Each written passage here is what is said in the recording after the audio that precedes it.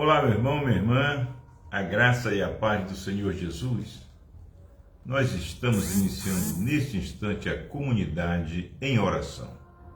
A comunidade em oração reúne-se diariamente às 18 horas e é oferecida pela Igreja Assembleia de Deus Rio, situada na rua Campo de São Cristóvão 338, Rio de Janeiro.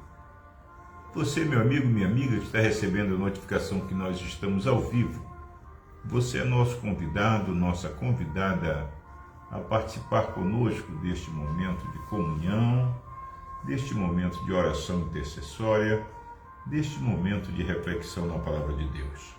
Vamos orar para iniciarmos? Mais uma vez, Senhor, buscamos a Tua face em oração para exaltar o Teu nome, Senhor, para glorificar, porque só Tu és digno de receber toda a honra, toda a glória, todo o louvor. E neste instante em que estamos iniciando, meu Deus, esta live, nós queremos inicialmente te agradecer pelo dia que tu nos concedeste, por tudo que tu nos permitiste realizar neste dia e aquilo que ainda haveremos de fazer ao longo da noite, meu Deus. Em nome de Jesus, ó Pai, perdoa os nossos pecados, perdoa, meu Deus, aquilo que temos feito que não tem te agradado e aquilo que temos deixado de fazer para te agradar. Vem, Senhor, e repousa o teu perdão sobre nós. Recebe a nossa oração nessa noite. Recebe a nossa adoração e que o teu Espírito Santo possa nos conduzir ao longo desses momentos em que vamos estar orando, vamos estar refletindo na tua palavra, Senhor, que Ele possa nos dar a direção, a inspiração e, acima de tudo, Senhor, nos dá a certeza de que com Cristo Jesus nós somos mais que vencedores. E agora, Senhor, te pedimos uma bênção especial a todos os irmãos e irmãs que já estão conectados, aqueles que haverão de se conectar ao longo da live, aqueles que haverão de receber esta live por compartilhamento. Tu possas visitar cada família, cada lar, meu Deus, e responder às necessidades de cada um deles, ó Pai. Em nome de Jesus, que haja paz, que haja saúde, que haja renovação do amor, que haja, enfim, Senhor, vida e vida abundante nos lares dos irmãos e irmãs que participam da comunidade de oração e nos lares de todos aqueles que estão, Senhor, para receber esta live e aqueles que não vão receber, mas Tu, Deus Todo-Poderoso, Deus onisciente, onipresente, abençoa a família brasileira, meu Deus. Abençoa, Senhor, aqueles e aquelas, Senhor, que Te buscam de coração aberto, aqueles e aquelas, ó Pai, que não cessam de olhar para Ti, Te agradecer, Te glorificar e clamar pelo Teu socorro, pela Tua misericórdia. Oramos agradecidos em nome de Jesus. Amém. Saudamos nosso primo Victor Pessoa. Tudo bem, Victor? Como é que está a família? Tudo tranquilo? Um abraço em todos aí.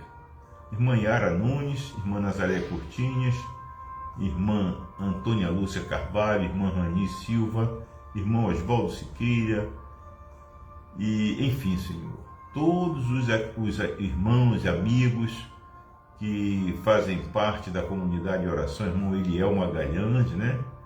Com certeza, nós saudamos a todos e dizemos, olha, aqui é o lugar onde o milagre acontece, porque aonde existem 2 ou 3 reunidos em nome do Senhor Jesus, lá Ele se faz presente. E Ele diz mais ainda, que tudo aquilo que nós ligarmos na terra, se nós crermos, será ligado nos céus. E tudo aquilo que nós desligarmos na terra, será desligado nos céus. Então, neste momento, na autoridade do Espírito Santo, nós queremos estar todos ligados no mesmo propósito ao Pai querido. E nós queremos também desligar todo pensamento contrário, tudo aquilo que venha, Senhor, nos afastar da tua presença. Em nome de Jesus, amém e amém.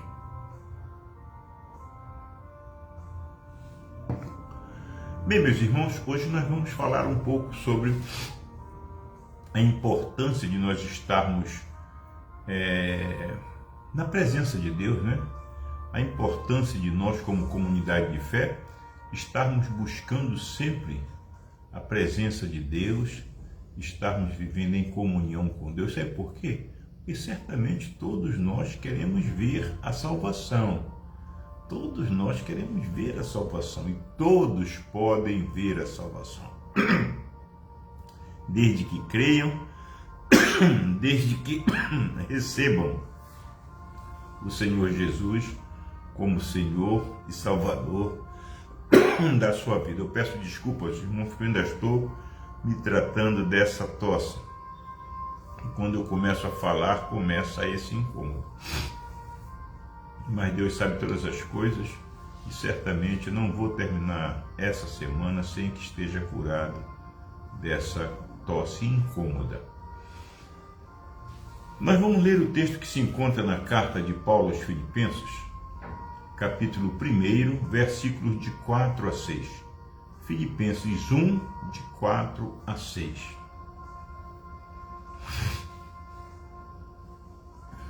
Amém?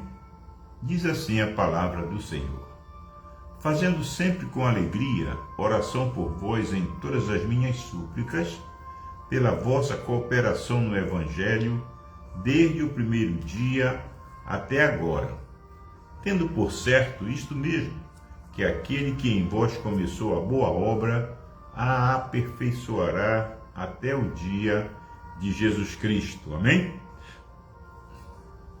Filipenses 1, 4 a 6, foi o texto que nós lemos. Meus queridos irmãos e irmãs, o apóstolo Paulo, ele escreve aos Filipenses palavras extremamente importantes. Olha o que ele escreve aqui, ainda no capítulo 1, versículos de 8 a 11. Ele diz assim: porque Deus me é testemunha das saudades que de todos vós tenho, em entranhável afeição de Jesus Cristo. E peço isto, que a vossa caridade ou o vosso amor, abunde mais e mais em ciência e em todo o conhecimento, para que aproveis as coisas excelentes, para que sejais sinceros e sem escândalo algum, até ao fim de Cristo, cheios de frutos de justiça, que são por Jesus Cristo, para a glória e louvor de Deus. Olha que coisa tremenda, que palavra de conforto, que palavra de motivação do apóstolo Paulo à igreja lá em Filipos, Ele está motivando a igreja. Na primeira parte que nós lemos, de Filipenses 1, de 4 a 6, ele diz que ele ora com alegria pelaquela igreja. Claro e evidente, nós devemos orar por toda a igreja com alegria, mesmo que os dias sejam maus. Sabe por quê? Porque a tarefa da igreja é justamente a salvação da humanidade, a salvação do mundo. A Bíblia diz que Deus amou o mundo de tal maneira que deu o seu Filho unigênito, para que todo aquele que nele crer não pereça, mas tenha a vida eterna.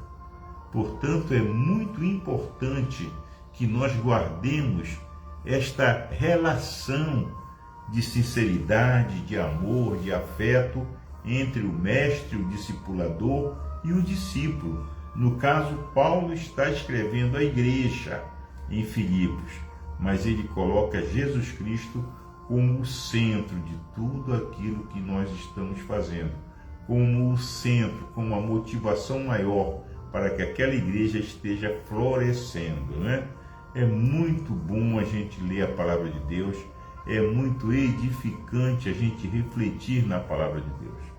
Então essa palavra que nós lemos, ela ressalta em primeiro lugar o convite à conversão, à renovação do coração, a fim de remover todos os obstáculos que impedem nossa proximidade com Deus. Então muitas vezes, e aqui eu abro um parêntese, amados, para fazer essa observação, tem muitas pessoas que estão na igreja, mas não experimentaram ainda a conversão, ou seja, a renovação do coração. Então, mas pastor, como é que pode? A pessoa levantou a mão, aceitou Jesus? Sim, a pessoa levantou a mão, aceitou Jesus, está frequentando a igreja, está participando da igreja, mas ainda não consegue perdoar.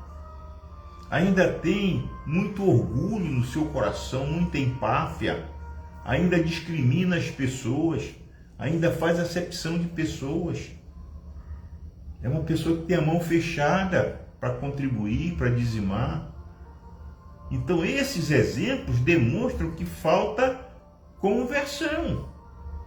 Esses exemplos demonstram que falta renovação do coração, a fim de remover todos os obstáculos que impedem nossa proximidade com Deus. Eu louvo a Deus por esse puxão de orelha que o apóstolo Paulo está dando a nós, né? Porque é um caso a pensar, é um caso que nos leva a refletir. Em segundo lugar, o texto sugere ao povo eleito refazer o caminho da conversão como se fosse um novo êxodo. Olha como é profundo isso. Isto é, deixar a escravidão do pecado e rumar em direção à liberdade ou à libertação. Então, é muito importante refletirmos. Irmão Junimar, a paz do Senhor. Um abraço à pastora Lígia Fernandes. O grande fruto da conversão é a alegria, é a decisão de deixar as vestes de aflição para sermos revestidos do manto da justiça. Olha como é interessante. O grande fruto da conversão é a alegria, é a decisão de deixarmos de lado as vestes de aflição para sermos revestidos do manto da justiça. Você crê, meu irmão? Você crê, minha irmã, que a conversão verdadeira nos faz, né? Nos faz deixar as vestes de aflição. O que é que quer dizer vestes de aflição? São aqueles fatores que eu coloquei no início. É o orgulho, é a vaidade, né? É a falta de perdão. A pessoa não consegue perdoar, não consegue pedir perdão, não consegue esquecer a ofensa,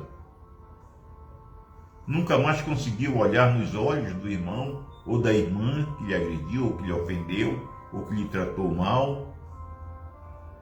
É aquele irmão, aquela irmã que tem dificuldade em dizimar, em contribuir. Então, essas vestes são consideradas vestes de aflição, sem contar com o pecado, a mentira e outros pecados, né, que vão advir dessas coisas. Então, é muito importante, queridos, que nós entendamos, né? Nós precisamos deixar as vestes de aflição para sermos revestidos do manto da justiça. E quem é que vai nos revestir com esse manto da justiça? O Espírito Santo. Louvado seja o nome do Senhor. Aprendemos com a comunidade de Filipos que sua missão profética de anunciar o Evangelho era exercida por meio de ações concretas e do testemunho do amor a Deus e ao próximo. Então era uma igreja que exercia ou que efetuava a ação missionária de forma plena. Eles anunciavam o Evangelho por meio de ações concretas. Quem é do Pantanal e trabalhou comigo sabe o que é isso, né? Ações concretas que vão produzir um testemunho de amor a Deus e ao próximo, né?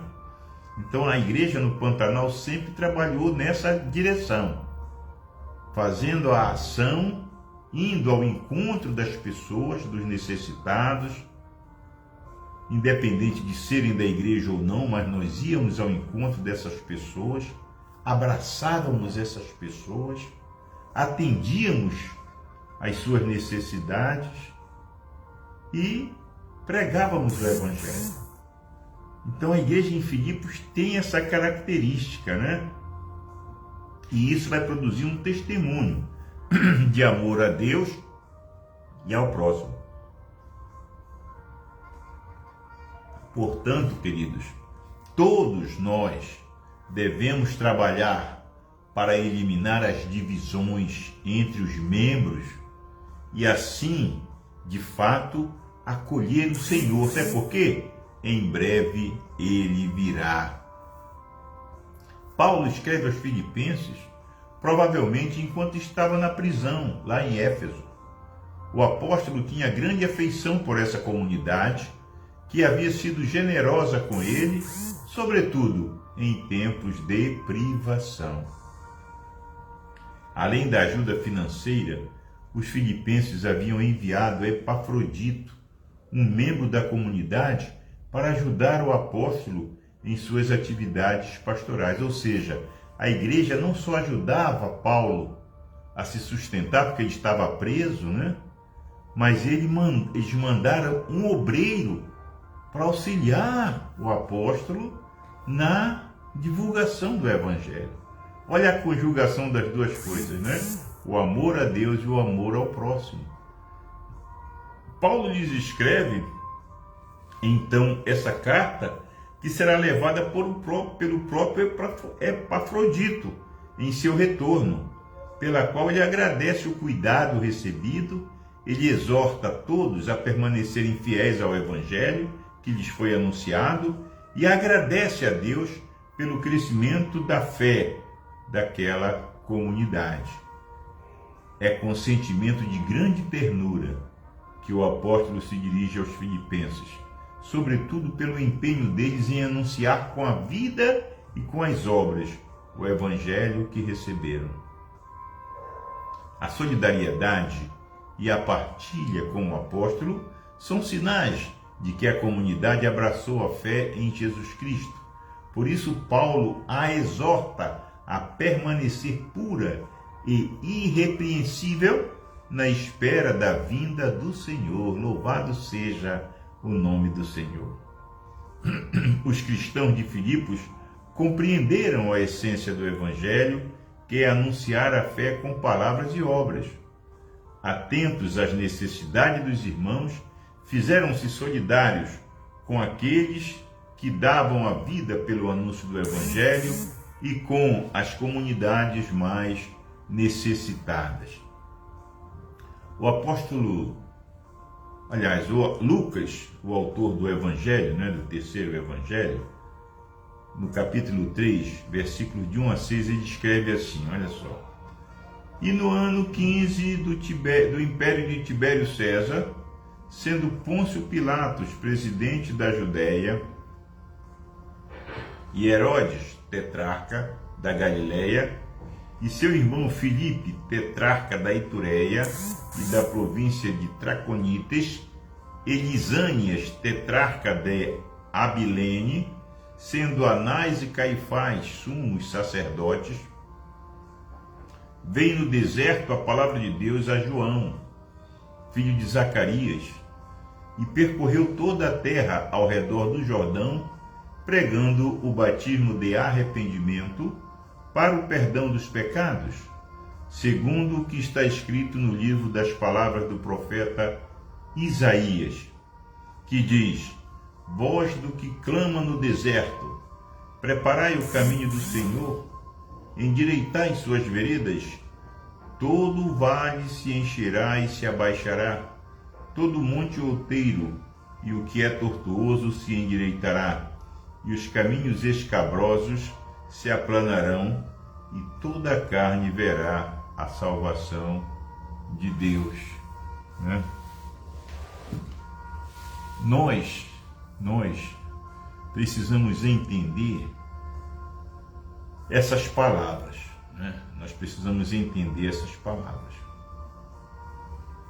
Ele faz referência a João Batista, filho de Zacarias, a pregação de João Batista preparando a população, a comunidade, para receber o Messias. Por quê? Porque o Messias é o cumprimento da palavra profética. É o cumprimento da palavra profética. Quem proferiu essa palavra profética? Isaías. E esses caminhos, esses montes e outeiros que ele diz que abaixará, e o que é tortuoso se endireitará, os caminhos escabrosos se aplanarão, ele está se referindo justamente à dificuldade no relacionamento entre as pessoas. A dificuldade de perdão, a dificuldade de arrependimento, a dificuldade de praticar o bem, o amor ao próximo. Então é como se fossem caminhos escabrosos, caminhos que você não pudesse seguir de uma forma plena, porque haviam elevações, dificuldades, obstáculos terríveis na frente. E ele diz: endireitai as suas veredas, todo vale se encherá, e se abaixará todo monte outeiro. O que é tortuoso se endireitará, e os caminhos escabrosos se aplanarão, e toda a carne verá a salvação de Deus. Sabe, irmãos,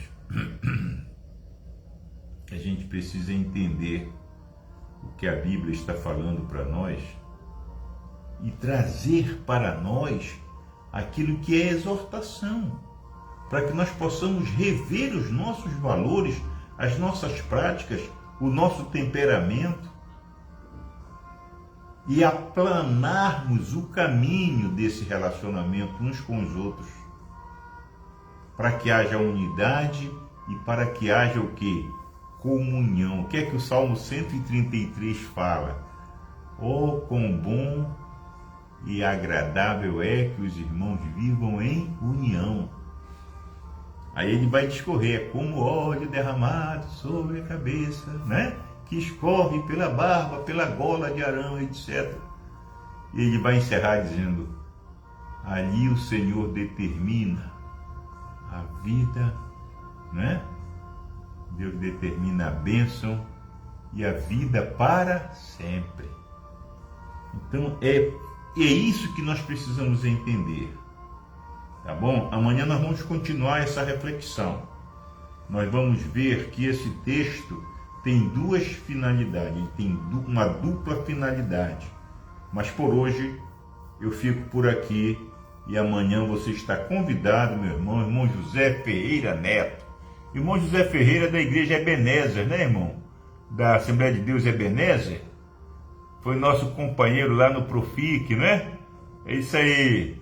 Pastor, peço oração pelo meu irmão Sandro Ferreira Menezes, que para tranquilizar a sua vida e que ele volte para Jesus. Amém. Nós vamos orar, vou colocar no caderno de oração o nome do Sandro, né? Sandro Ferreira Menezes, para que Deus possa operar na vida dele, né? Para que Deus possa operar na vida dele e ele ser reconduzido ao aprisco. Amém, irmão? Pode ficar tranquilo que eu vou anotar o nome do Sandro aqui. Para a honra e glória do Senhor, dá um abraço naquela comunidade lá, Ebenezer, né? Assembleia de Deus Ebenezer, lá nos Bancários, na Ilha do Governador. Um abraço naquele povo, em nome de Jesus. Vamos orar, queridos? Vamos orar. Nós te apresentamos, Senhor, nessa noite, o Sandro Ferreira Menezes. Te apresentamos, Senhor, o Sandro, porque o seu irmão José Ferreira Neto crê que tu podes mudar, Senhor, a situação do Sandro. Tu tens poder, tu tens autoridade para reconduzir de volta ao aprisco, para que ele possa desfrutar da paz, para que ele possa receber as bênçãos e viver plenamente, meu Deus.